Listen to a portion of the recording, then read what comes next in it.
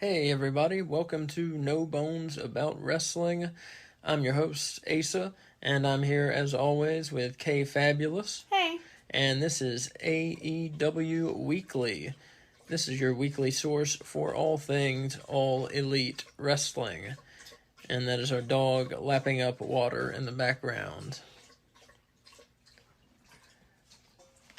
So we're going to get into some results. We're going to get into some rankings. We're going to get into some storyline talk. We're going to get into some opinions. We're going to get into a lot of stuff here. Some bad jokes, some good jokes probably too. Unlikely. No. So let's get right into it with some match results. AEW Dynamite, November 8th, 2023, Portland, Oregon. And this was a good crowd, good wrestling crowd in Portland. They appreciated having AEW in Portland. MJF is on with Tony Schiavone. He gets a video chat from Adam Cole, who tells MJF to pick Samoa Joe as his partner defending their Ring of Honor World Tag Team titles at the pay-per-view Full Gear. MJF says he won't use him. Bryan Danielson appears. MJF asks if he's getting a sports entertainer or professional wrestler. You meant Daniel Garcia. I meant Daniel Garcia. That is who I meant. Daniel Garcia appears. MJF asks if he's getting a sports entertainer or a professional wrestler. Thank you. Mm-hmm. Garcia says MJF is getting the professional wrestler. Roderick Strong and the Kingdom arrive, with Roddy shouting for Adam! Roderick Strong turns to the camera after being denied by MJF and says, "It's time to remind everybody just who I am." And that's a fun start to Dynamite. MJF has so many storylines going on right now. I love it.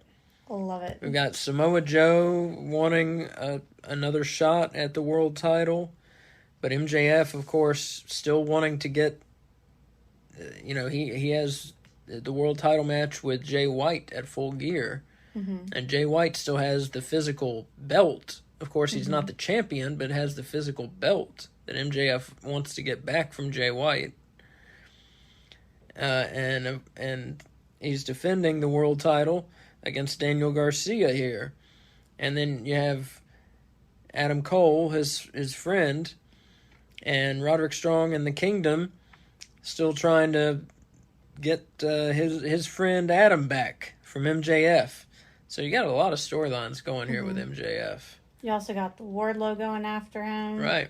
You got the stuff with the Acclaims, and Nextcaster being obsessed with him. And Daddy Ass. And Daddy Ass, yes. Right. When I say the Acclaimed, I just group him in with the Acclaimed. I don't ever think of him as separate, Like, to me, the Acclaimed is three people, which I know is inaccurate. But can I say one thing that MJF said during his promo before Adam called that I thought was an interesting way of looking at things? He said 3 seconds is all it takes to end a world title reign. And while I recognize that they have to pin someone for 3 seconds, it never occurred to me that, he's right, that's all it takes. Is, in 3 seconds, your title reign can be over. I just thought that was interesting. Mm-hmm. Very true. Very true. So, first up, we have the AEW World Title match. Surprising they put this on first, but champion MJF against Daniel Garcia. Pretty good match, pretty darn good match. These two went back and forth, and they had me believing a little that Garcia might win. Just a little, just a touch. That's because you're a fool. No. Yeah, you got duped. No, just a touch, What? Just a touch. That's crazy. 0% chance is what he went in there with. No. Yeah. I thought they might pull a little surprise, Thought they might. I just had a little feeling that they might pull a little surprise. For some reason, I had that feeling. I don't know why. So MJF hit a hammerlock DDT. Nice looking move for a 2 count on Garcia. Garcia hit a pile driver on MJF. He hit a one-armed pile driver on MJF. It was crazy impressive. Yeah, that was before the hammerlock DDT. I'm sorry. Garcia hit a pile driver, and then MJF hit the hammerlock DDT for the 2 count. And then Garcia had on the Dragon Tamer, his version of a sharpshooter. But MJF escapes it and puts Garcia in an armbar, and Garcia taps out to the armbar. Very good match. I give it 4.5 bones. This was the match of the night for Dynamite. Very good title defense by MJF. And yeah, we got Daniel Garcia, the professional wrestler. MJF attempts to shake Garcia's hand after the match, but Daddy Magic and Cool Hand Ange prevent him from doing so. And MJF, disappointed that Garcia won't shake his hand. And then MJF stays in the ring to celebrate. So pretty good match to open here. He needs more friends. MJF? Yeah, because he stayed in the ring to celebrate by himself. Well, what? People don't usually run out of the back to celebrate with the champion. No, but so you can have people accompany you, like Cool Hand Ange and Daddy Magic did for Daniel Garcia. Yeah. I just want him to have friends. He's such a nice guy now. Jeez, is he? He is. Okay. When he's revealed to be the devil, we'll see if you still feel that way. What? That would be so dumb. Because he's already the devil. We're going to reveal that the devil is the guy who's claimed to be the devil and has been wearing the devil mask for the last 2 or 3 years? That's who the secret devil is? That would be stupid. Well, no, because the fans have been kind of convinced that he's not the devil, because the devil has been going after his friends, like the Acclaimed and Daddy Ass. Well, now they have. Yeah. But prior to that, they were going after his enemies. And then went after Jay White, yeah. So... But we've also seen MJF on stage, and it cuts away to a video of the devil. But yes, I recognize it could be pre-recorded. But that just is... The big reveal is going to be it's the guy who you knew was the devil the whole time? Well, there's that quote that the greatest trick the devil pulled was convincing the world he didn't exist. Mm-hmm. So that could be what they're going with if it's MJF. People love that quote. People love that quote. I can tell you, I will personally be disappointed if it's MJF. I would love for it to be someone else. Yes. Yeah, I agree. But I think there's a good chance it's MJF. A good chance? There's a good chance it's MJF. No, I think there's a chance, but a disappointing chance. like that'd be crap. It would be disappointing. Yeah, I really want it to be someone else. Yeah. Yeah. Plus, physically, Messing that's not around. Physically, that's not MJF wearing that mask. Like, the body is not an MJF body. Yeah, true. So I will feel deceived as a fan, and not in a fun way. But as you're lying to me, I know that's not MJF kind of it's way. a little person. It's a smaller person. It's an Adam Cole type person. Yeah. If I had to guess right now, I would say it's Adam Cole. I would also, if I had to guess right now. I would say it's Adam Cole. And the devil even does the Adam Cole the head raise. Yeah. So that's one of the biggest clues, I think. It could always be CM Punk. And it could always be CM Punk. And that would be the biggest swerve in years in wrestling. It would be glorious. It would be a big thing, yeah. It would be a big deal. So we'll see. So Mark Briscoe now cuts a promo on Jay White. They're the main event tonight. Talking about how long he's known him. And they show matches from Ring of Honor past, showing a very different looking Jay White. Mm-hmm. He's got a baby face. Yeah. And the main event tonight, if Mark Briscoe beats Jay White, he gets the title shot at Full Gear. So it could end up being MJF versus Mark Briscoe. Got it. No. But in theory, yes. Yeah. This was a good promo. Mark Briscoe, I'm so glad he's back. Yeah. I missed him. Yeah. I love him. He's delightful. He's fun in the ring. He's good in the ring. And on the mic, he's just like a crazy ball of energy. I love him. Mm-hmm. Oh, he's great. He's great. Glad he's back. Up next, we have a tag team match. It's a squash match. Sting and Darby Allin continuing Sting's retirement tour. Sting and Darby Allin get the tag team win. They beat the Outrunners. And what are the Outrunners' names again? They are Truth Magnum and Turbo Floyd. I love it. Yeah, I love it. You gotta like the Outrunners. You do. They feel like they came right out of, 1991. Yes. Their look, their costumes, just their everything. Their gear, I guess we call it nowadays. Yeah. Their gear, we call it, not costumes. But they get the loss to Sting and Darby Allin. Shivani is with Women's World Champion Hikaru Shida and Toni Storm, and it's black and white. Shida asked, "What happened to you?" And Toni Storm calls Hikaru Shida Hikaru. And Shida says that she's going to win their match at Full Gear. Toni Storm tells Shida, "Chin up, tits out, and watch for the shoe."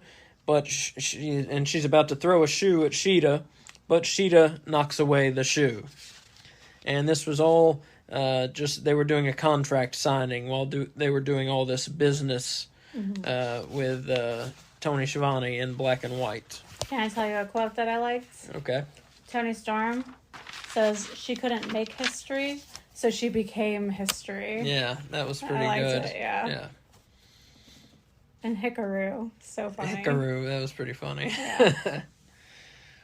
Yeah, the Toni Storm character is great, and the addition of Luther as her butler, really fantastic. He adds a lot, just his presence, handing her things, taking things from her, just his presence as a servant. Yeah, it just adds a lot to her character. Yeah, I agree. Yeah.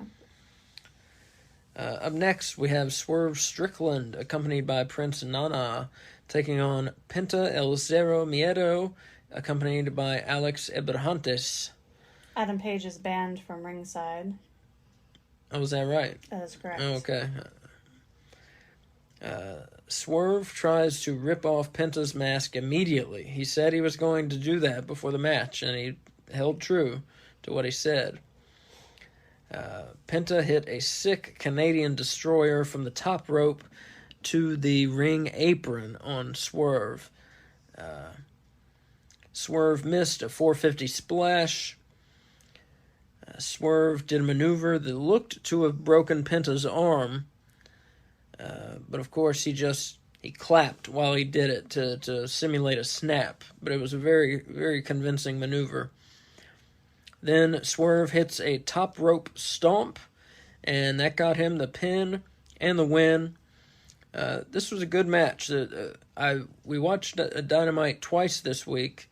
The first time I saw it, I wasn't crazy about this match, but the second time, the first time I saw it, honestly, I didn't pay that much attention to it.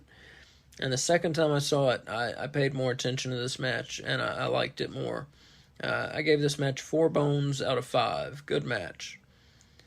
I feel like this match, it took a while for them to get the, fire that we normally see from them. Yeah, I expected, and I still expected more out of them. I did too, honestly, yeah. I expected, a 4.5 bone match out of them. Or maybe a 5 bone match, I expected this to be, possibly the match of the night. Yeah, correct. And it was, the 3rd match of the night. Yeah. And it was still a good match. It was, yeah. It just wasn't as good as I expected or hoped, yeah. With these two and their level consistent level of performing. I just expected, like, magic to happen. Yeah. And they got it going by the end. I feel like they found, like, their rhythm. Yeah. But by then it was like the match was more than halfway over. Right. Mm-hmm. Hangman Page shows up with a steel chair and hits Swerve several times in the back. Page hit a deadeye on Swerve from the ramp through a table on the arena floor. And they nearly missed the table. It was a awkward, dangerous-looking spot. Yeah. I was worried about Swerve, honestly, after. But he seemed all right. But yeah, Page is a man possessed after Swerve Strickland broke into his house. And Page, was looking wild-eyed here. I love it. Yeah, he's playing this well. He really is. He really is. This Page and Strickland feud has been hot. Mm-hmm. I've enjoyed it. They've both played it well. Yeah. Strickland's trying to play it cool, but Page is like out of his mind. Mm-hmm. Yeah, with anger. Who are you going to be for in that match on the pay-per-view? I am 100% for Swerve. There's no question. I am for Swerve. I'm not sure who I'm for. What? I'm not sure. That's crazy. Swerve is so good. They're both great. They're both great. But Swerve is so good, and he needs this win. Yeah, it would be a big win for him. It would be a huge win. Especially since the last time he won, he had to cheat to win, Yeah. Alex Marvez is with Bullet Club Gold. And Jay White says he's going to prove he's truly elite tonight against Mark Briscoe. I thought this was boring. Yeah? I wrote Jay White talking about graphs, really reinforcing the tofu comparison. Yeah. It was just very bland. It was. I was agree. Why is he talking about graphs right now? Well, because MJF was talking about graphs. Yeah, but when MJF's talking about graphs, it doesn't feel like you're in math class. When Jay White was talking about graphs, it felt like you were in math class. I agree. Yeah.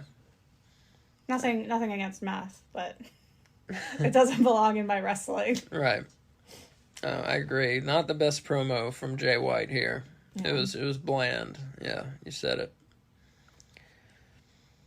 Next, we get a street fight hype video mixed with a video game commercial. This was very confusing. Oh my god, I was so confused. Yeah, what was being advertised? I wasn't quite sure. Well, they never said at any point what the game was. It said it on the apron of the ring. Yeah, it's called Like a Dragon, so you're going to hear it a bunch.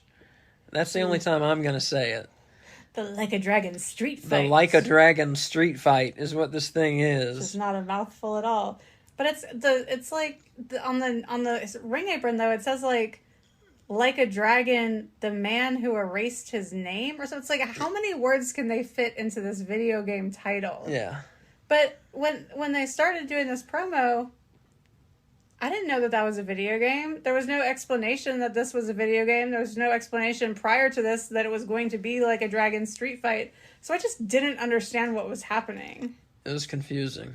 And Don Callis was talking. He was like narrating it. While they're showing clips from a video game, and they're showing AEW clips, and yeah. Yeah, it was not well done. Not well done at all, no.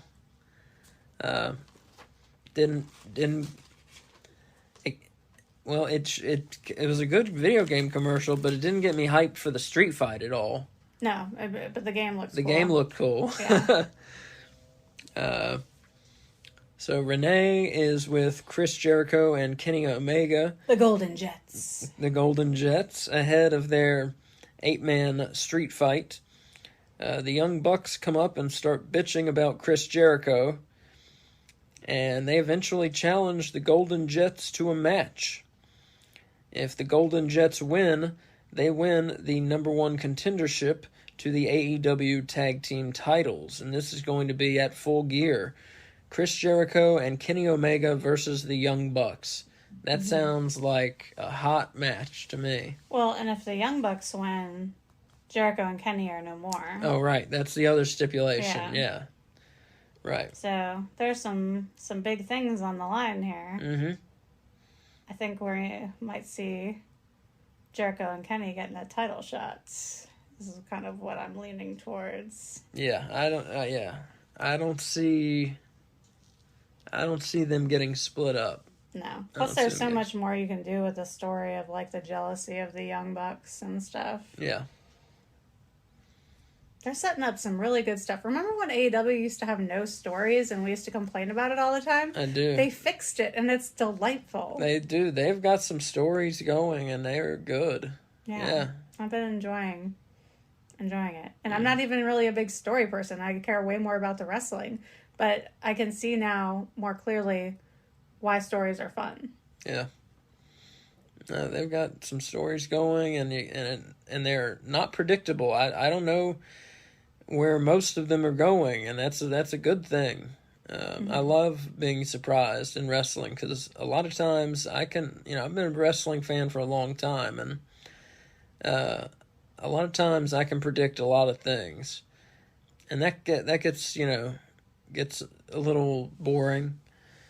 So when I can be surprised, I love it. I love being surprised in wrestling. And AEW, looks like they're going to deliver on that with some of these stories, so good. Up next, we have the Ring of Honor World Television title match. Samoa Joe, the champion, defending against Keith Lee. Lots of chops, lots of punches. Joe locked on the Coquina clutch and knocked out Keith Lee to win the match. This match was not much of anything. I give it 2 bones out of 5. Lots of chops, lots of punches. Any 2 guys could have gone out there and had this match. No spark. No. Not much of anything. Yeah, I don't have much good to say about it. It was just kind of there. This is the match with a crappy power bomb. When we watched Survivor Series 94 yesterday. There was like a good power bomb, and it made me think of like a really crappy power bomb I saw that week, and I couldn't remember what match it was or who it was with a crappy power bomb where they like let go midair instead of actually slamming the person down, and it was Keith Lee. Oh. Crappy power bomb. So, yeah, we'll just move on from the match. After the match, Samoa Joe grabs the mic and says that he's vacating the Ring of Honor television title, which is wild because he's been the longest reigning world television champion ever in Ring of Honor. And he says because he's that serious about pursuing the world title, that he's vacating the TV title to put his sole focus on winning MJF's world title. This was like jaw-dropping. Yeah. I loved it. Yeah. Talking about like surprises from AEW storylines, like I would never have guessed that. And I just love the fact that Joe beat the crap out of someone so he wouldn't lose his title just to then vacate it. Right. Delightful. Yeah. I love Joe. Yeah, that was a good move. And, a lot of people in the internet wrestling community, I saw the day after, people always are second-guessing this, second-guessing that. And they're complaining. They're like, why didn't he just drop it to Keith Lee?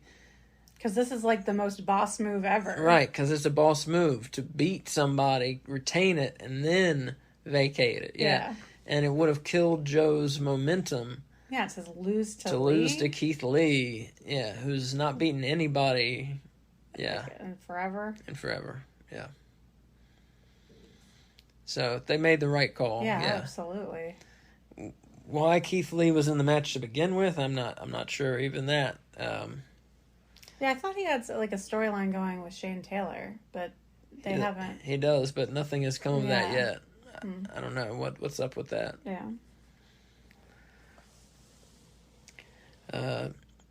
Next up, international champion Orange Cassidy is with FTW champion Hook.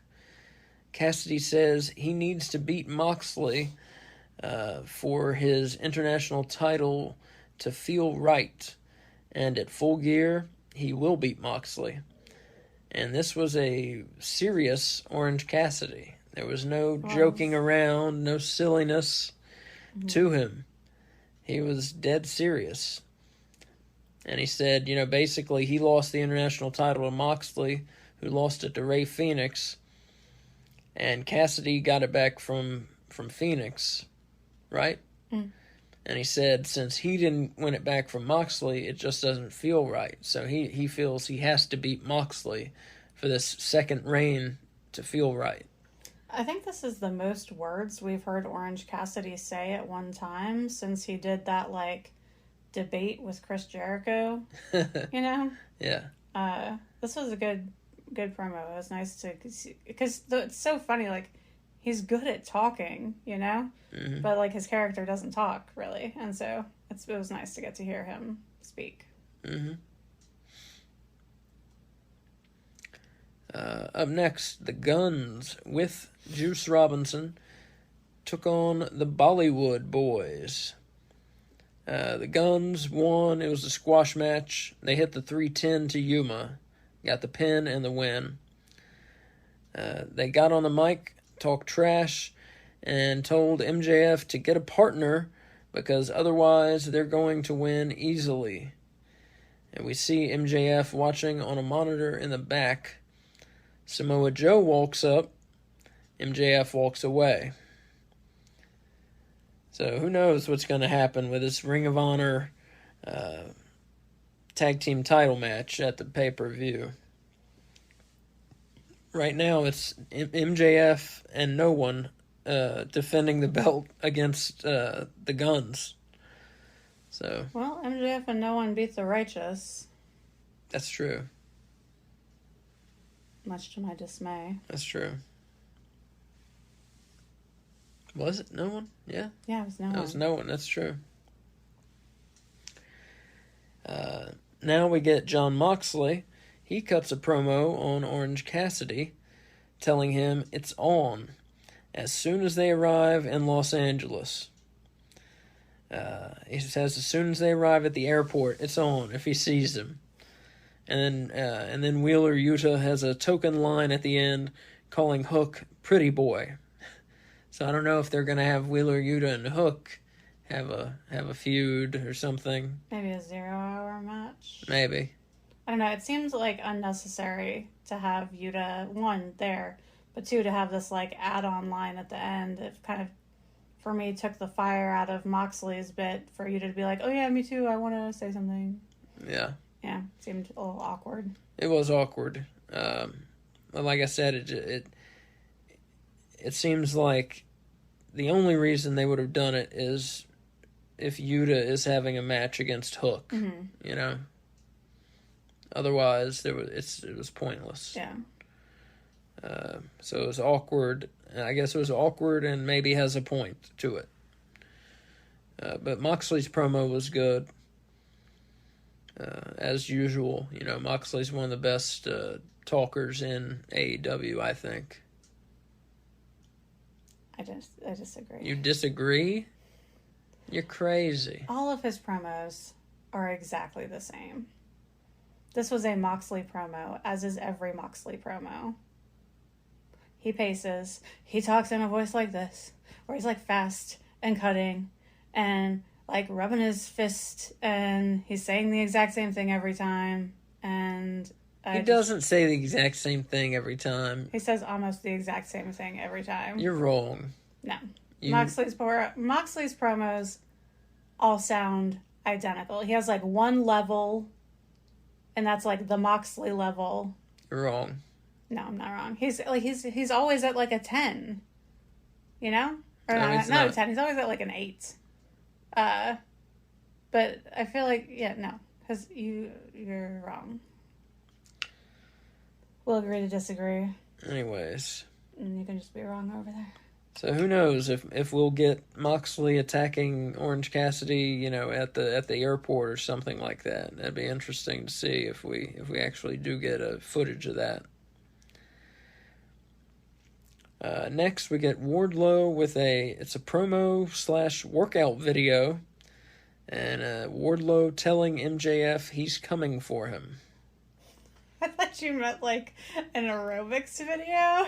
No. And I was like, I don't remember him doing any aerobics. No. But you mean a video of him working out? Of him working out. Yeah, sorry. Yeah. I was like, how did I miss that? Oh, okay. Sorry. Up next, Julia Hart versus Red Velvet. And this is Red Velvet returning. I hadn't seen her in a long time. Mm-hmm. I had never seen her, so it's been a long time. And this was a good match, good back and forth between these two ladies. Red Velvet looked good in her return.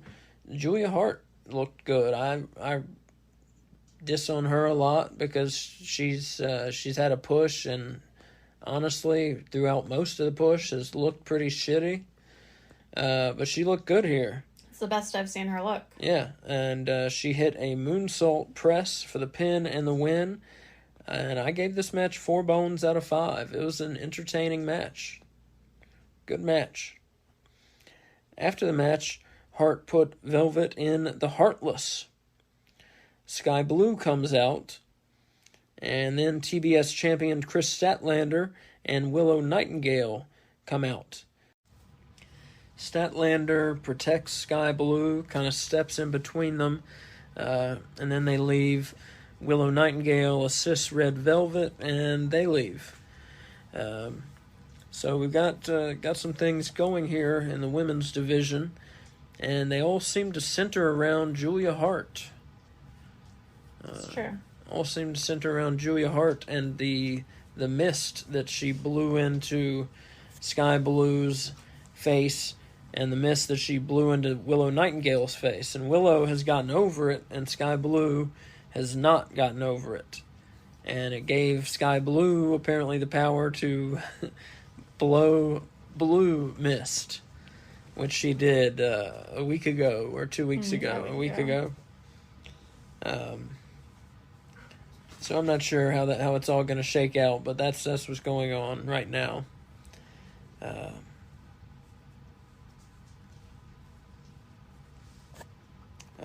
Next up, RJ City introduces Mariah May, fresh off a stint in Stardom.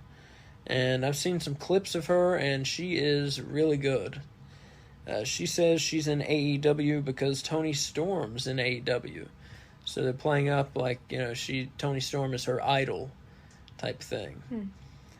And that's the introduction of Mariah May. Just in a quick 2-minute promo with RJ City. And hopefully we see her in the ring sooner rather than later, because AEW could use her. And I think she'll be great for AEW. Yeah. Out of the little I've seen of her, I think she'll be a big hit for AEW. Yes. You heard it here first, folks. All right, and now the main event of Dynamite, the world title #1 contender match. The winner receives the world title shot at Full Gear. We have Jay White with Bullet Club Gold versus Mark Briscoe. Jay White spikes Briscoe and then hits the Blade Runner for the pin and the win. And this match was a lot of back and forth. These guys really got into a groove, and they were cooking before White got the win. And I gave this match 4.5 bones.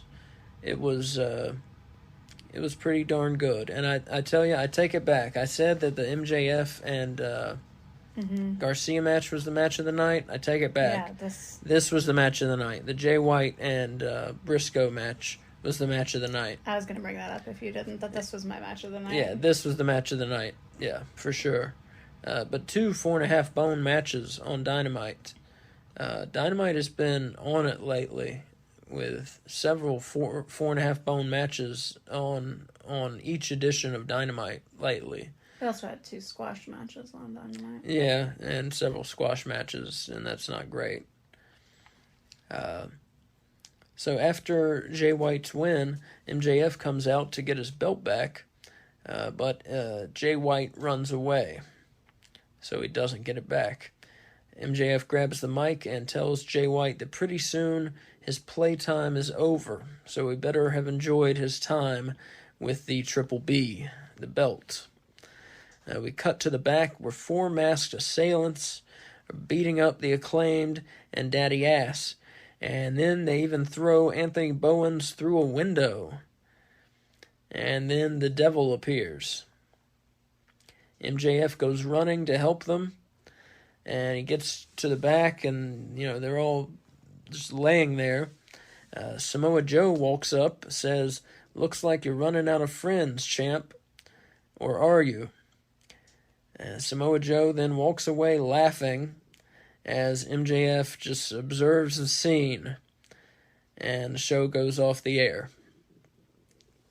Yeah, so how hard is it to be like, medic, someone come help? Yeah. Like, MJF just stood there looking at them like curled up in balls on the ground. Yeah. I did not care for that. Yeah, he probably should have called for a medic. Yeah. Yeah.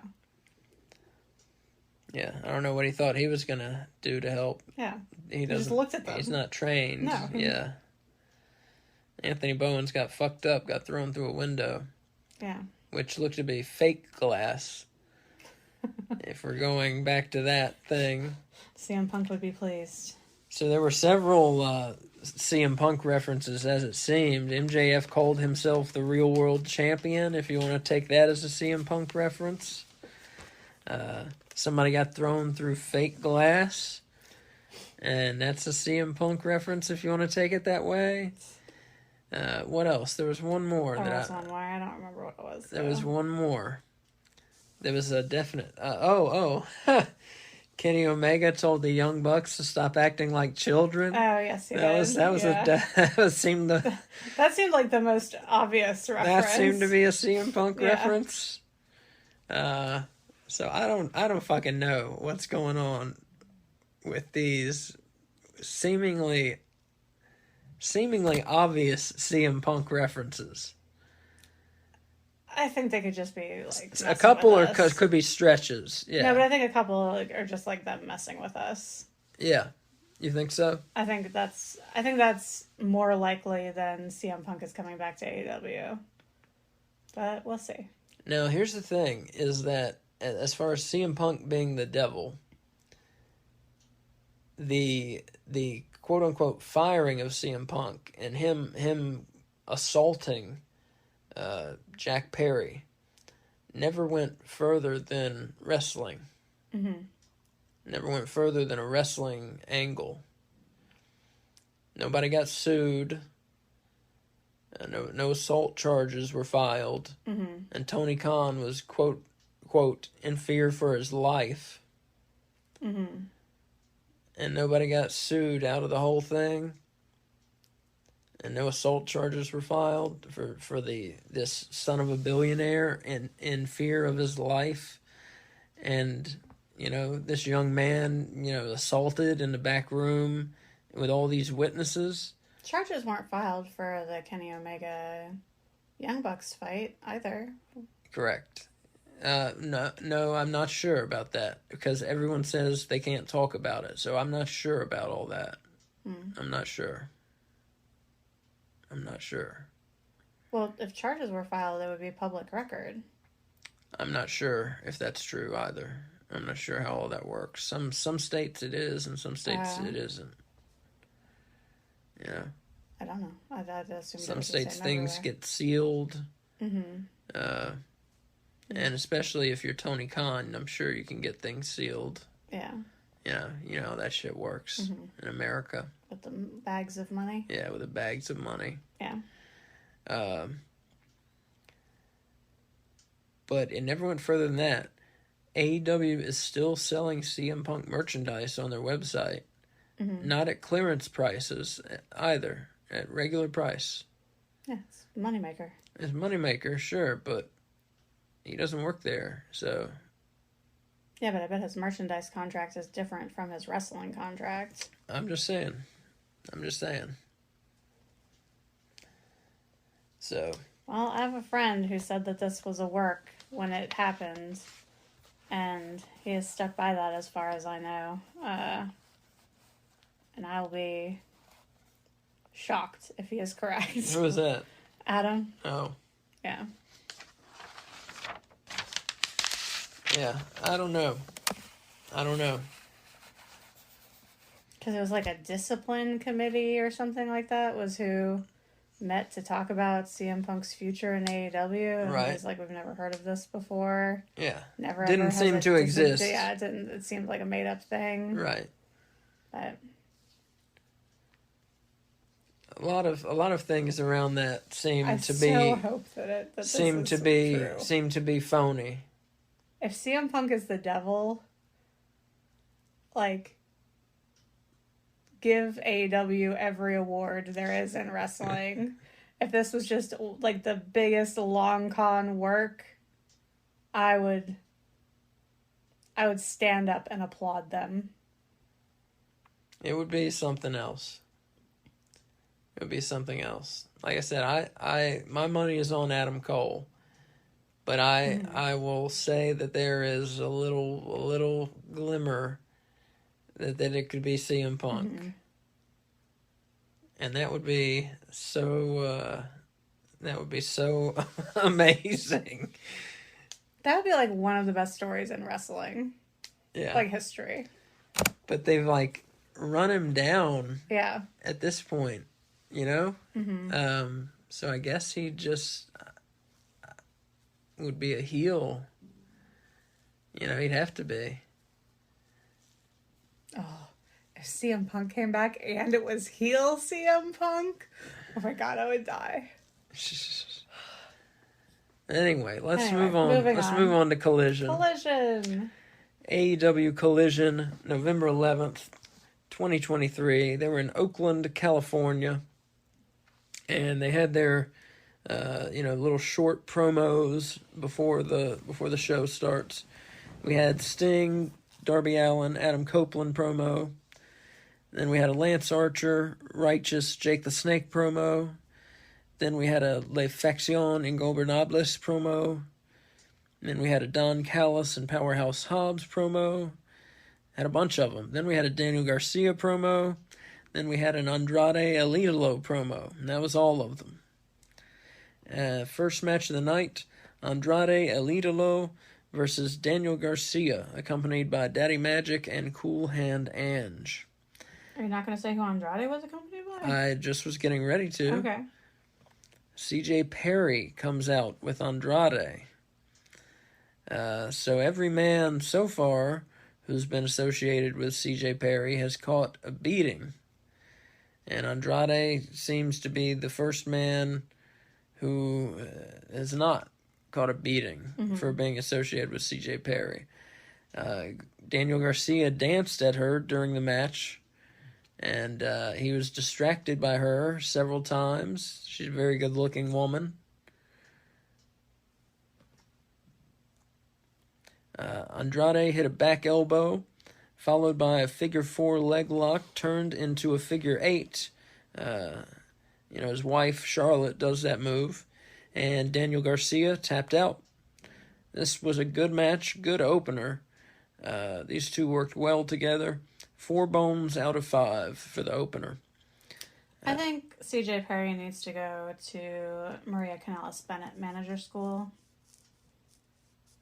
What do you mean by that? I mean, she needs to learn how to be a manager. She just stood there for, most of the match. At one point, she, rhythmically banged on the ring apron trying to get the crowd, into the match, but she was beating too fast for the crowd to, join in clapping. And when you have, Prince Nana, Don Callis, these level of managers, and she comes to the table bringing seemingly nothing besides the fact that she's attractive, which is something. But I would love it if she had a personality to go with being attractive so that she wasn't only bringing I distract men because I'm attractive to the table. You know, like Maria Kanellis Bennett, who manages the Kingdom on Ring of Honor anyway, is super attractive, but is also a fantastic manager. Like, she helps them cheat, she gets into the matches, she gets involved, she does commentary, she's great, you know? And so I just feel like if this is going to be the role CJ Perry has in the company, she needs to diversify her portfolio. That seemed to work here for Andrade. Got the win. Yeah, I'm not crediting CJ Perry with that. I'm crediting the fact that Andrade is better than Daniel Garcia. Okay. After the match, we see that Miro has seen everything on a backstage monitor. Not clear what he thought about it. He didn't seem upset, but he did keep touching the monitor, and like it kept like getting all these like blue wavy things from him touching it. Yeah. It was odd. It was odd. It was like he was a monster who had never seen a television monitor before. Yeah. So what, you think we're going to see more of CJ Perry with Andrade? You think we're going to see more CJ Perry clients? Do you think Andrade's going to get beat up by Miro? I don't think so. You think we're going to get an Andrade-Miro feud? Ooh, I would love that, to do something interesting with both of those people that they have don't not do been anything with. Yeah, that would be awesome. And that would be finally a match where it's like, I don't know who's going to win. That would be exciting. Yeah. And have it be on Collision.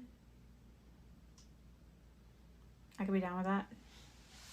And that was the thing with this edition of Collision. It was a good show, but the matches were ultra predictable. Like, we knew every single winner before the match began. Yes.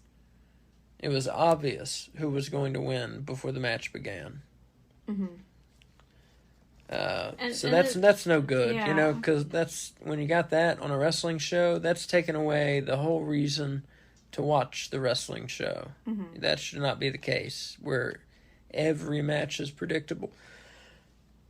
It's going to be the case where some are predictable for sure, but every last one should not be predictable. Yeah, I agree. And that's what we got on this edition of Collision. Up next, we had Nick Wayne, accompanied by TNT champion Christian and Luchasaurus, and he took on Dalton Castle, accompanied by the Boys. And, of course, Dalton Castle did his entrance, the best entrance in wrestling. Luchasaurus tried to interfere, but the Boys prevented him. They then got double chokeslammed on the arena floor. Mm-hmm. It was a brutal-looking spot. Dalton Castle wrestled a nice match. He really used his amateur wrestling background to his advantage, to kind of flummox Nick Wayne and take advantage for a large portion of this match, you know. He was in control for a great portion of it over Nick Wayne. He hit a nice release German suplex, did Dalton Castle. But eventually Nick Wayne hit a Cody cutter, you know, where Cody Rhodes, you know, where he jumps from one of the ropes and hits a diamond cutter. Mm-hmm. So Nick Wayne, I don't know what he calls it, but he hit a Cody cutter for the pin and the win on Dalton Castle. Is that the Wayne's World, or is the Wayne's World something different? Because that's his finisher, is the Wayne's World. I don't know. Oh, okay. I don't know. We should find out, but I'm not sure. But Nick Wayne hit that for the pin and the win. Gave this match 3.5 bones out of 5. It was pretty good, but didn't really have a lot of fire behind it. You know, they didn't get too fired up to get really going like they should have. And I'm not sure if that's because of how green Nick Wayne is.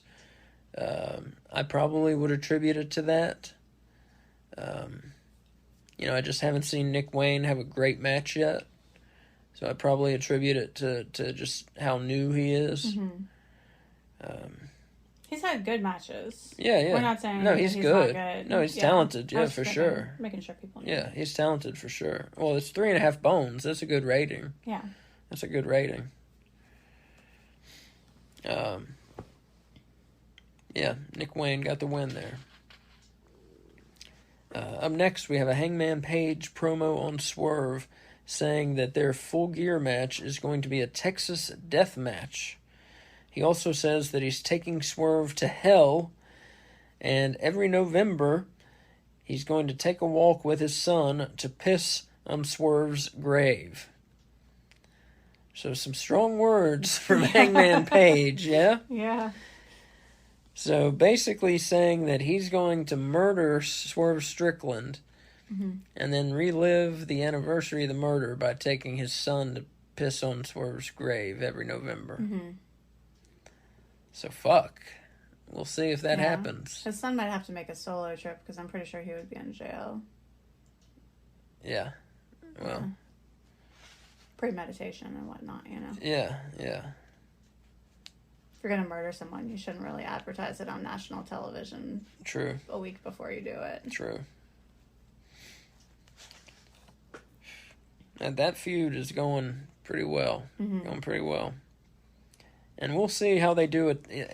Every time I see a Texas death match, it seems to be done differently, So we'll see how they do it. A lot of times it seems to end up being like a last man standing match. Yeah. Sometimes it's you get a fall, you get a pin or a submission, and then you have 10 seconds to get up afterwards. I believe that's a Texas death match, is when you have a fall, and then you have 10 seconds to get up. And if you do, the match continues. Yeah. That's a true Texas death match. So you can have multiple falls. The match is not over until you cannot answer that 10 count after a fall. But so we'll see how they do it on Saturday. Next up, we had Rush and Dralistico of LFI, and they were accompanied by Preston Vance and Jose, and they took on the Workhorsemen. They gave more time than I expected. I expected a squash match, and that is not what we got here. Yeah. We got a pretty good contest, and Anthony Henry and J.D. Drake, the Workhorsemen, showed what they had. And they had some moves here. Yeah, they don't usually put the Workhorsemen in squash matches. Like, they'll job them out, obviously, but they don't usually squash them. Yeah. And they hit some moves, but it wasn't enough. Rush hit, I'll just call it, you mess with the bull, you get the horns. Or as he calls it, Hearns. For the pin and the win. That's the move where J.D. Drake was prone in the corner, and Rush comes in with a basement drop kick. And he pinned him after that. I gave this match 3.5 bones out of 5. Pretty good tag team match. Glad to see Dralistico wrestling again. It's been a while. True, it has been a while. It has been quite a while, I feel like, since I've seen him. Yeah. But Rush and Dralistico, moving up in the tag team ranks, moving up in the world.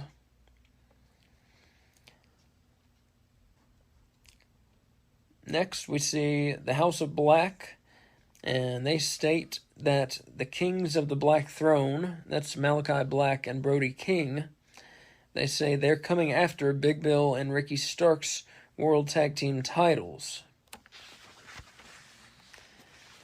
Julia Hart says she's unsure why Willow Nightingale and Sky Blue keep rejecting her gift. I guess that's her spitting on them. And why she's unsure why TBS champion Chris Statlander keeps interjecting herself into Julia's business.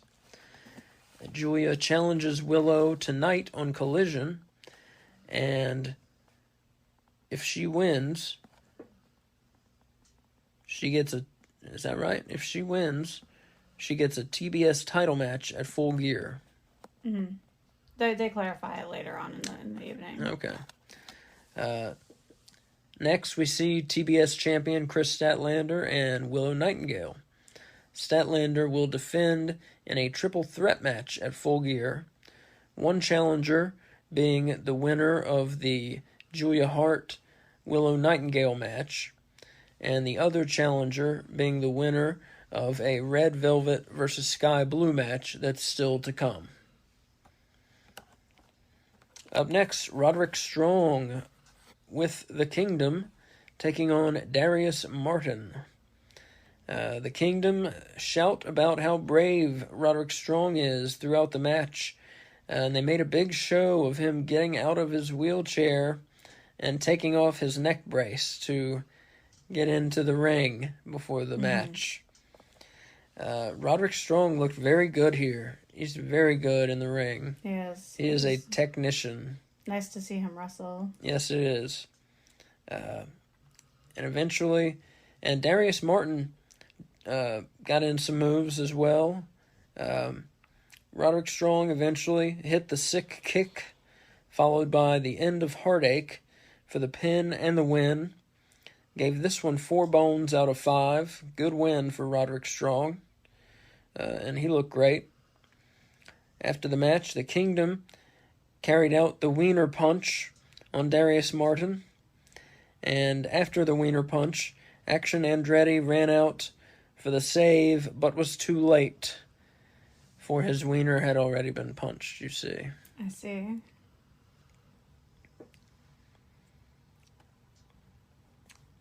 Up next, Tony Khan is with Bryan Danielson as they announce the AEW Continental Classic, their version of New Japan's G1 tournament. And the first entrant is Bryan Danielson. And later in the news section, we're going to break down how exactly that tournament works. But I'm very excited about it. That's something I actually, many episodes ago, had said I wanted something like New Japan's G1 in AEW. So I'm very glad that they're bringing us that. Very glad Bryan Danielson's going to be in it. Very excited to see who the rest of the entrants are. Yeah, me too. Before they started talking about the Continental Classic, they announced that Bryan Danielson will be at All In 2024. Which seems a little premature. It seems a little premature, yeah. As injury prone as Bryan Danielson is, to announce him for any show. While his head is like actively wrapped. Right. To announce him for any show is absurd. Yeah. He misses a lot of shows because of injuries. Mm-hmm. So that was kind of silly to announce him for that. It's like, why are you even doing that? Announcing him for a show in, July? Well, I think if tickets go on sale. I think people assume if he's healthy, he's going to be in the show anyway. Right. You know, but it was weird. That was an odd announcement. Mm-hmm. It's like he'll be there as long as he's not injured like he is right now. Up next was the World Title Eliminator match, TBS Title Eliminator match between Julia Hart and Willow Nightingale. And Julia Hart was accompanied by Brody King of the House of Black. Julia Hart hid behind Brody King several times during the match, and of course Willow Nightingale, a strong lady, but no match for big Brody King. So that pretty much gave Julia Hart a moment of timeout, a moment of bliss to genuflect and reabsorb. What is wrong with you? She just got a break. Just say she got a break. She got a break in the match. They botched a powerbomb spot. I believe Julia Hart was supposed to land on her feet, and she landed on her butt. It looked like it hurt. Yeah, it looked like it hurt. Landed right on her tailbone. Hart then climbed the turnbuckle and hit a moonsault for the pin and the win. So despite the botched powerbomb, this was a fun match. It was a good match. Give it 3.5 bones out of 5. I feel like it was an abrupt ending. It was an abrupt ending, yeah. Seemed to come out of nowhere. Mm-hmm. Yeah. The ending not great, but the rest of the match was good. So I'm gonna stick with the 3.5 bones out of 5. Oh yeah, you should. So Julia Hart is in the TBS title triple threat at the pay-per-view.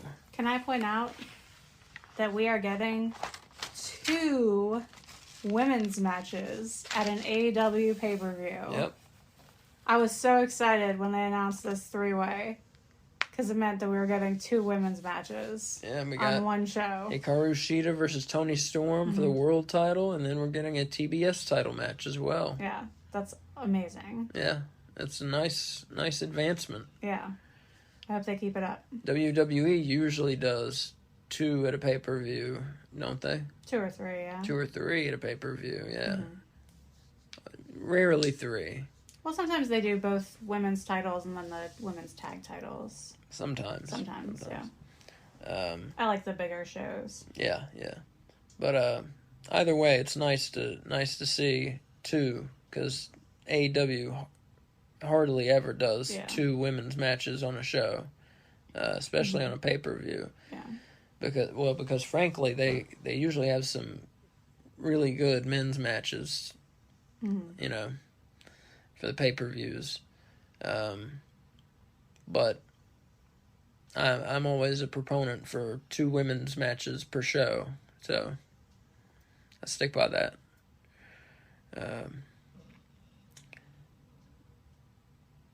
Up next, Big Bill and Ricky Starks, the World Tag Team Champions, were informed that they're facing LFI, FTR, and the Kings of the Black Throne in a 4-way match for their titles at Full Gear.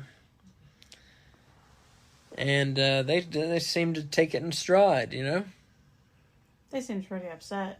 They seem to take it in stride. They were rather distraught at having to do this. You think so? Yes. Okay. Up next, Powerhouse Hobbs versus Alexander. Hobbs hit a power slam for the pin and the win, a squash match. After the match, Don Callis and Kyle Fletcher came down. Callis hypes the street fight happening on Dynamite. They go down to the commentary table and insult Paul White. Hobbs and Paul White are face to face. Paul White clears off the announce table, gets up as though he's about to fight Hobbs, but nothing transpires, and the Callis family leaves. It was a good spot. Mm-hmm. It was a good spot.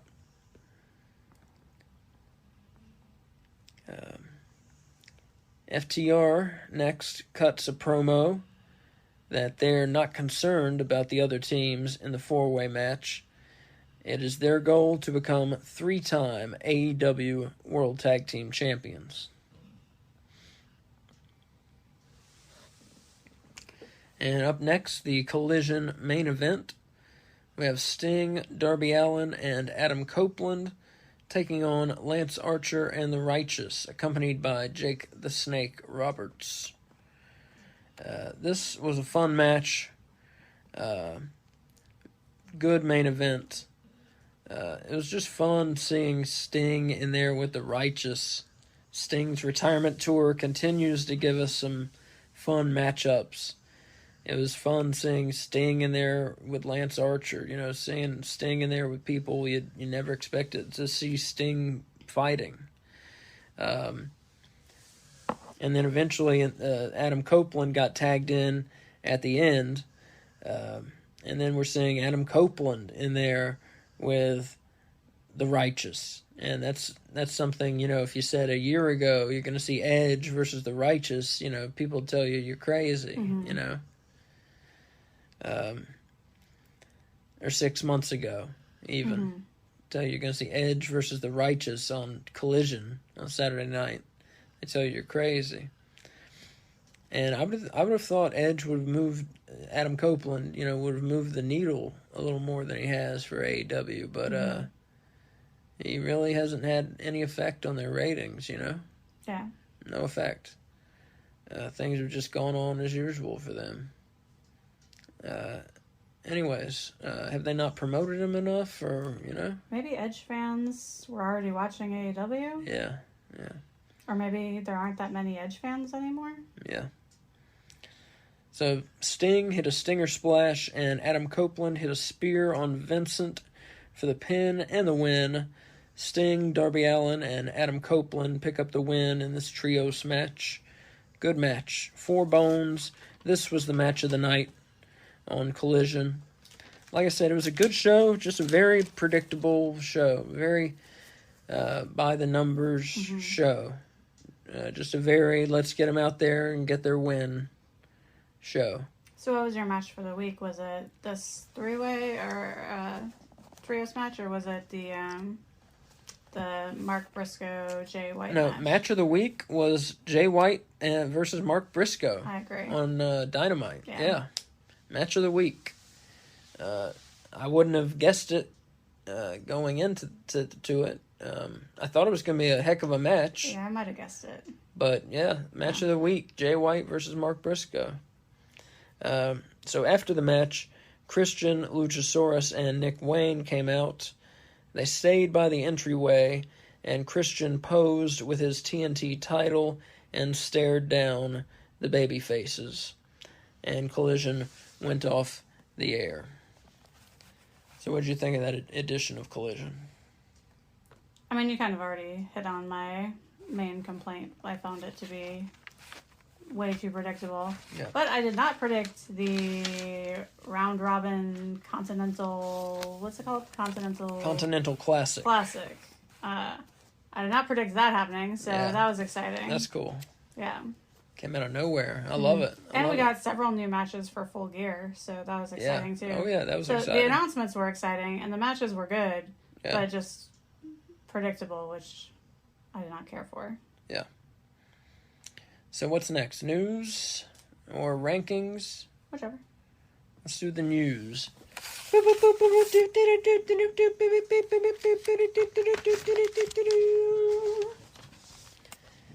AEW News. The Continental Classic will begin November 22nd on AEW Dynamite. Bryan Danielson is the first entrant. It's a 12-man round-robin tournament. The entrants are divided into 2 groups of 6. The league finals will be on December 27th, and the tournament finals will be December 30th at the World's End pay-per-view. Matches will appear on all 3 shows, Dynamite, Rampage, and Collision. So I'm excited for this tournament. Me too. It's going to be a fun time. We're going to get some... going to try and get some big boards in here to keep track. So watch out for us and pointing at big boards. I can't wait to point at the big boards with the standings. 3-way women's TBS title match and a 4-way men's AEW tag title match announced for Full Gear. Page and Swerve Texas Death Match also announced for Full Gear. Brian Cage has been added to the Dynamite Street Fight on Wednesday. He added to the Don Callis family team. Yeah, can I talk about that for a second? Sure. What's up with that? Because he's part of the Mogul Embassy. Yeah. I don't want him leaving the Mogul Embassy and joining the Don Callis family. That's not what's happening, right? They're just borrowing him? I think they're just borrowing him. Okay. He's out on loan. Yeah. There's an AEW Rampage match was pulled this week. Metalik, versus Commander was pulled when Metalik refused to lose to Commander. So that sucks. You know, Metalik, one of my favorites in AEW. Commander, also one of my favorites in AEW. I thought more of Metalik than refusing to job. He just sees himself as better than Commander, unfortunately. And he is definitely a bigger star than Commander, but, everybody has to lose sometime. So Plus, when was the last time we saw Metalik wrestle? Yeah, true. Like, you're finally going to be on the show and then you're going to refuse to be on the show? Seems weird. Yeah. The Bunny was removed from the AEW roster page. She and AEW have mutually agreed to part ways. I'm not sure if she'll show up in another promotion or if she's done with wrestling. I'm not sure. Who knows? News came out that a CW executive, the TV network CW, a CW executive approached Tony Khan about Ring of Honor, making a Ring of Honor deal in 2022. And Tony Khan was not interested in doing it, liked Ring of Honor the way it is with the Honor Club, the subscription service.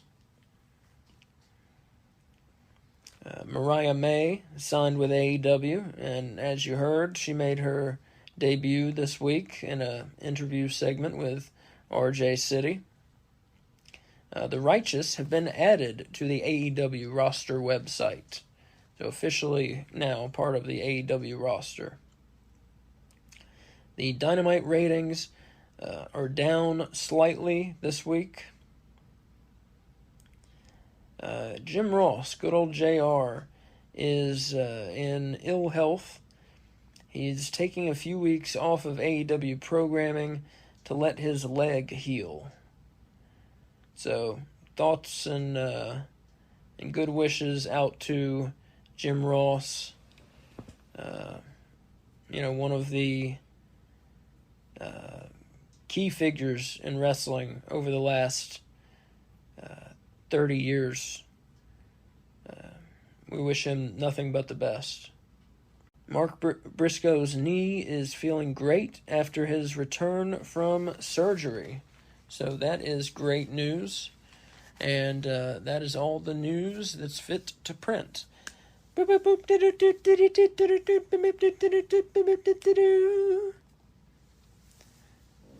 where do you want to go to? Rankings? Rankings. Top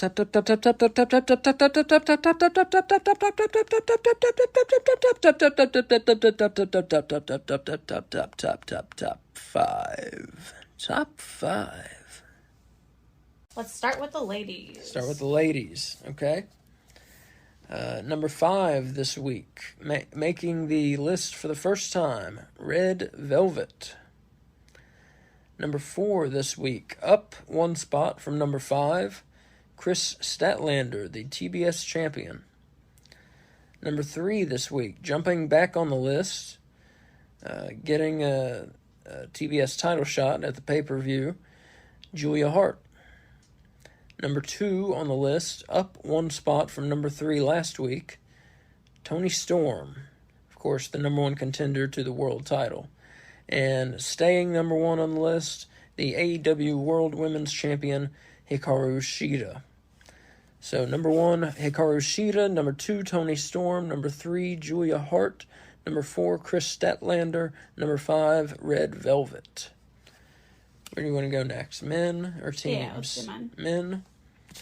So for the men, number 5, returning to the list, Andrade El Idolo. Staying at number 4 from last week, Swerve Strickland. Jumping back on the list, the now former Ring of Honor World Television Champion, Samoa Joe at number 3. At number 2, the number 1 contender for the world title, Jay White. And staying at number 1, the AEW World Champion and one half of the Ring of Honor World Tag Team Champions, MJF. So we've got number 1, MJF, number 2, Jay White, number 3, Samoa Joe, number 4, Swerve Strickland, number 5, Andrade El Idolo. And the teams, last but not least. Number 5, back on the chart, the Guns. Number 4, back on the chart, Sting and Darby Allin. Number 3, making the chart for the first time, Rush and Dralistico. They have the World Tag Team title shot at the pay-per-view. Number 2, up 2 spots from number 4 last week, the AEW World Tag Team Champions, Big Bill and Ricky Starks. And staying at number 1, the Acclaimed and Daddy Ass, the AEW World Trios Champions. So number 1, the Acclaimed and Daddy Ass. Number 2, Big Bill and Ricky Starks. Number 3, Rush and Dralistico. Number 4, Sting and Darby Allin. Number 5, the Guns. Up next, the question of the week. All right, folks, so the topic of the week, the Continental Classic is coming up starting November 27th, I believe. 22nd. November 22nd. There's going to be 12 men. The first one is Bryan Danielson. So we thought we here at No Bones About Wrestling would help AEW pick the final 11 men. So we're going to have a little conversation here about who should be the remaining 11 men in the Continental Classic. And so what we're going to do is we're going to make a list, and we both have to agree for the man to get in to the list. And so if someone picks someone, like for instance, Kay, I'm definitely going to say Mark Briscoe. Is picking Mark Briscoe, I'm going to table him. Which is not saying no to him, but it's putting him on like a maybe list. Yeah. So as we get closer to that 11th and 12th spot, we can revisit the idea of Right. Mark Briscoe, who totally deserves to be in the Continental Classic. So he's on a maybe list for right now, because we don't both agree. Yeah. Do you want to go back and forth suggesting people, like take turns? Yeah. Okay. Yeah. So he's not my first pick, first of all. Let me make that clear. I just knew that he was one that I'm going to want that you were probably... Well, wait, we just did it. We already did it. Okay. We did it already. Well, I just meant, like, I don't want the listeners to think that I think Mark Briscoe is, like, the second best wrestler in AEW, you know? I just think he has a place in the Classic. Okay. Yeah. We did it already. Yeah, that's fine. Go ahead. Swerve Strickland. Yes. Swerve Strickland. Okay. So we both agree. So Swerve has been on quite a roll lately. Has looked great in the ring. Has been pulling out moves I've not seen from him before. So yeah, let's put him in the Continental Classic. Okay. I'm going to say Kenny Omega. Oh, hell yes. Yeah, of course. Kenny Omega. All right, so we've got 3. This may be easier than we thought. Kenny Omega, one of the best wrestlers in the world. Of course he's in. I'll tell you who I would like to see is Sting. I would like it to be part of his retirement tour. I'm okay with that. Okay. All right. I think it would be a fitting part of his tour to lose gracefully in the Continental Classic. Right. I agree. I'm going to say Juice Robinson. I'm going to table that one. Fair enough. I am going to say, MJF. Yeah. MJF. I guess I should say Jay White. Yeah, I agree. Jay White. I thought he was the obvious choice, so I went with Juice Robinson first. So let's see. So far, we've got our first group of 6. Got Bryan Danielson, Swerve Strickland, Kenny Omega, Sting, MJF, and Jay White. It's pretty good. Mm-hmm. Sounds pretty good. It does. Okay. I bet the last 6. We'll see how the last 6 shake out. Let's see. It's going to be different. It's your turn. Okay.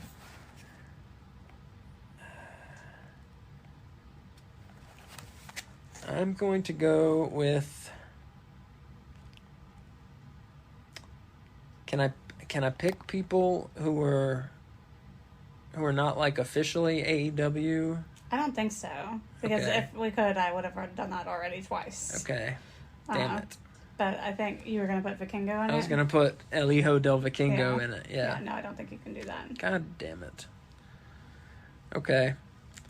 Well. Fuck. Well, he belongs in it. There's lots of luchadors that are actually He part of belongs in it. AEW that you can put in the belongs in classic. it. I'm going to say... How about Andrade? Okay. Andrade El Idolo. I'm down with Andrade.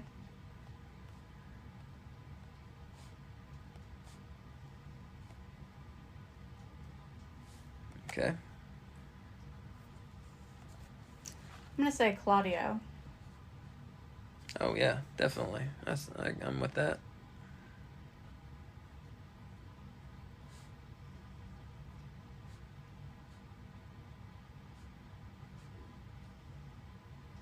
Yeah, I'm kind of looking at people who I think can have a good match with anybody, you know? Because that's what you want to have, is a bunch of good fucking matches. Yeah.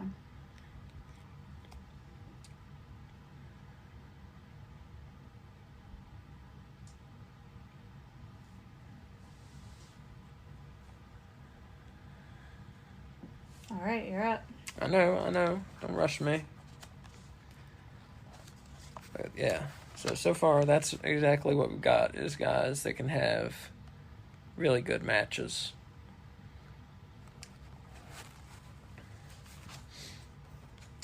How about...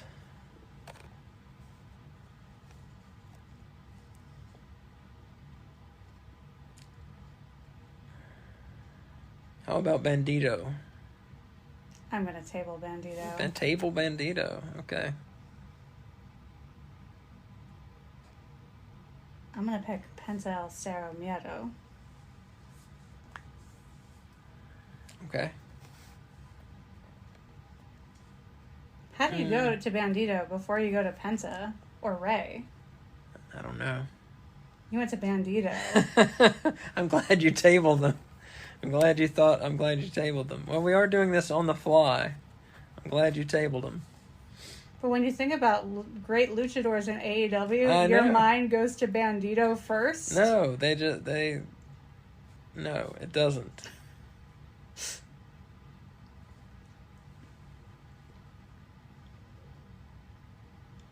I don't have the whole roster in my head all the time, you know? You should. I do not. So. Well, shit. Ray Phoenix. Put them both in. So I'm fine with that. that's 10. Okay. Both the Lucha Brothers. Okay.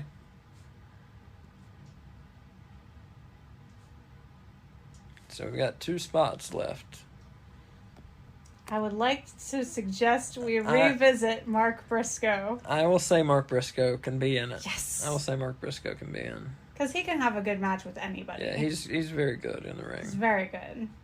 And he's fun. I will withdraw Bandito. Okay. So, last spot. So, here's who we have so far. Bryan Danielson, Swerve Strickland, Kenny Omega, Sting, MJF, Jay White, Andrade El Idolo, Claudio Castagnoli, Penta El Zero Miedo, Ray Phoenix, Mark Briscoe. It's pretty good. Diverse list. I have 3 that we should consider for the last spot. Okay. Christian. Yeah. Edge. You mean Adam Copeland? Adam Copeland and Jericho. The 3 like WWE old guys. Yeah. I feel like one of them needs to be in it.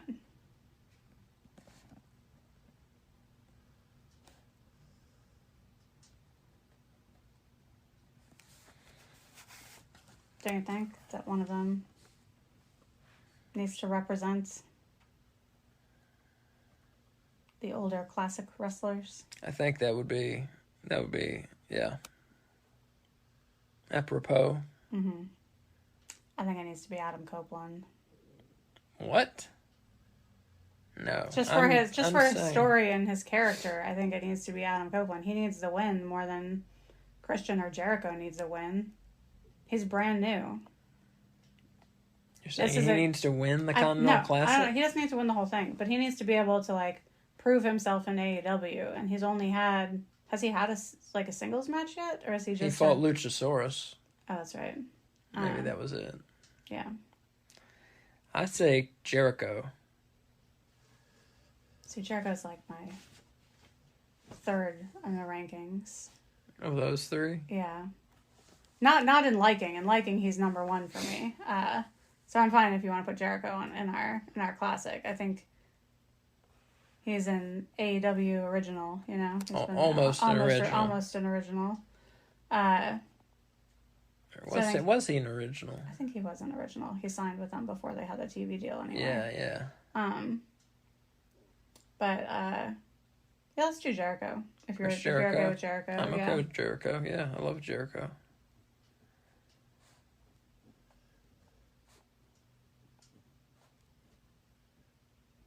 I think that's I was just intending on putting Kyle Fletcher on the list, but he's not. There's no space. We can take somebody out. Get your eyes off Mark Briscoe's name. He's not coming off. He's on there. We can take somebody out. Let's take out one of the Lucha Brothers and put in... Or take out Claudio and put in Kyle Fletcher. I'm with that. Okay. Yeah, I'm with that. But he's not allowed to wear those stupid sunglasses to the ring. If I'm going to put him in my tournament, that's my one qualifier. He's got to lose the sunglasses. Okay. Are we happy with this list? I'm happy with this list. Do you want to run it down one more time? Run it down one more time. So, the No Bones About Wrestling Continental Classic lineup. Bryan Danielson, who is actually in it. And then the list we made: Swerve Strickland, Kenny Omega, Sting, part of his retirement tour, MJF, the world champion, Jay White, Andrade El Idolo, Kyle Fletcher, the young up-and-comer, Penta El Zero Miedo, Rey Fenix, yes, both of the Lucha Brothers, Mark Briscoe, and Chris Jericho. I think that's a pretty good tournament. That sounds like a damn good tournament to me. I think so, too. Remember when you tried to put Bandito on that list? Yes, I do. Yes, I do. It was early. It was early, and I was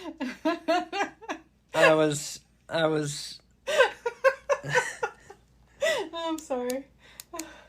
Nothing against Bandito, but come on. It was early, and I was caught up, and I was trying to think of luchadors, and he was the first one who came to mind. I don't know how I didn't think of the Lucha Brothers first. Me either. But I was thinking luchadors. I was like, who the fuck?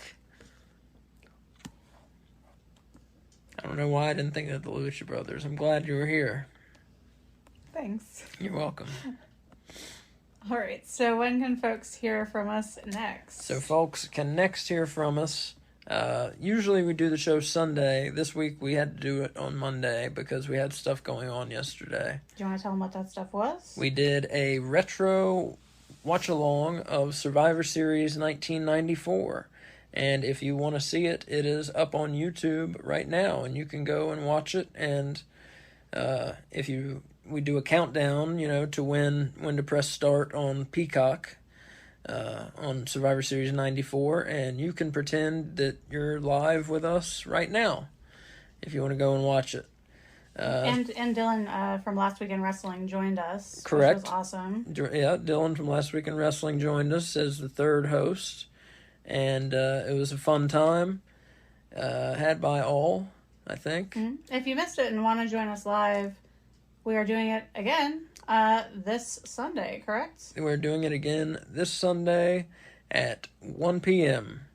On our YouTube channel, No Bones About Wrestling. Moment of truth. Have you picked which Survivor Series we're watching? I have not picked which Survivor Series we're watching, but we are watching another retro Survivor Series this Sunday at 1 p.m. I have not picked which one. Watch our Twitter feed, and I will announce which Survivor Series we will be watching. But yeah, you will next hear from us next Sunday for AEW Weekly. And like I said, next Sunday also the retro watch along of a retro Survivor Series at 1 p.m. And if you want to catch us on some modern watch alongs, we will be with Dylan on Last Week in Wrestling podcast YouTube channel doing a Dynamite watch along on Wednesday and a Full Gear watch along on Saturday. Mm-hmm. Yeah, busy week. Yeah, it's busy. Full of wrestling. Week. Yeah, awesome.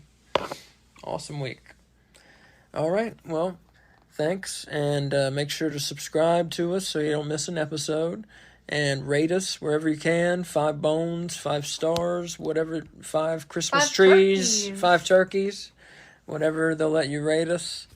And as McFoley would say, have a nice day. Bye.